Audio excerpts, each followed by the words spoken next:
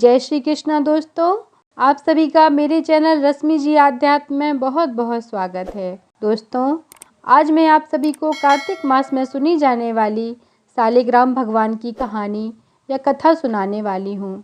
कृपया आप लोग उसको ध्यानपूर्वक सुनिए और अगर कथा पसंद आए तो वीडियो को लाइक कीजिए और चैनल को सब्सक्राइब कीजिए। एक बुढ़िया थी, वह सालिग्राम जी की सेवा किया करती थी। कार्तिक मास में वह पुष्कर स्नान का विचार करने लग गई और अपनी पड़ोसन से बोली, मैं पुष्कर जा रही हूँ, तू मेरे सालिग्राम जी को रख लेगी।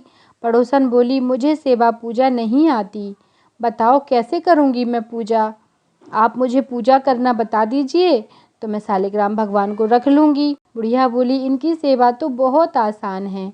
सुबह सवेरे इनको उठाना और गंगा जी से लोटा भर लाना, आते समय बगीचे से पुष्प माला तोड़ते ले आना और भगवान जी को जल व कच्चे दूध से नहला देना और फिर इसके बाद इनको चंदन लगा देना, पुष्प तुलसी चढ़ा देना, दूध का भोग लगाना। दोपहर को जो भी तुम रसोई बनाओ उसका इनको भोग लगा देना, शाम को दिया जला देना। ऐसी सेवा पूजा तुम्हें करनी है। और यह कहकर बुढ़िया पुष्कर चली गई। पड़ोसन ने बुढ़िया के जाने के बाद उसके कहे अनुसार ही सालिग्राम भगवान की पूजा की। पर पड़ोसन जब भी भगवान को भोग लगाती तो भगवान थाली में से भोजन ही नहीं जीमते, दूध पिया ही नहीं। ये देखकर वो बहुत चिंता में पड़ जाती।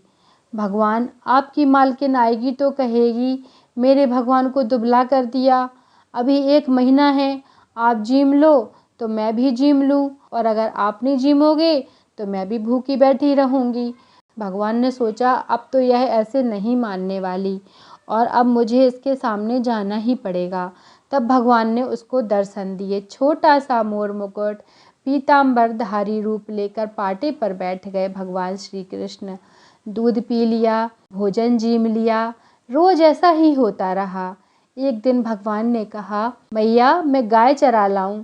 तो पड़ोसन बोली, थोड़े दिन तो रहोगे, क्यों जाते हो।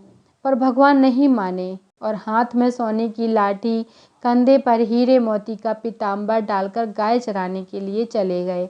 ऐसा होते होते 1 महीना बीत गया।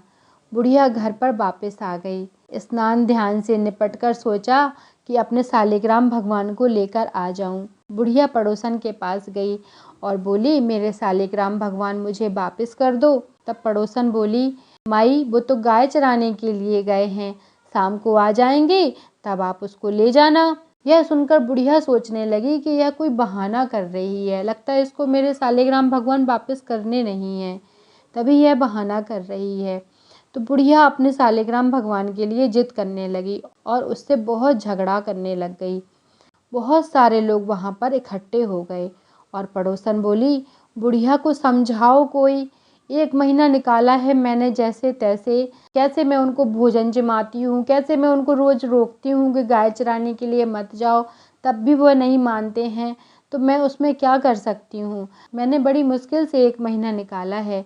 लेकिन बुढ़िया ने उसकी एक भी बात नहीं मानी और बुढ़िया वहाँ पर धरना देकर बैठ गई। जब शाम हो गई तब भगवान सालिग्राम गायों को लेकर चले आ रहे थे और भगवान आते ही मंदिर में विराजमान हो गए। इसके बाद पड़ोसन बुढ़िया से बोली, लो ये आ गए तुम्हारे भगवान, अब ले जाओ तुम अपने भगवान को। तब बुढ़िया ने जैसे ही देखा तो बुढ़िया देखती ही रह गई।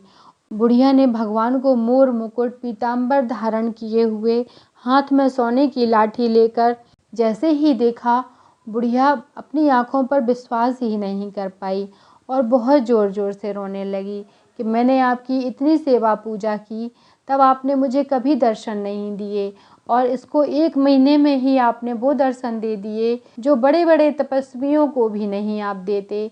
प्रभु, ऐसी कृपा आप सब पर कीजिए और ऐसे दर्शन आप सभी को दीजिए। जो भी आपके कार्तिक मास का विधि पूर्वक पूजन करे और आपके कार्तिक मास की कथाओं को सुने, उस भक्त पर आप इसी प्रकार से कृपा कीजिए और अपने दर्शन दीजिए।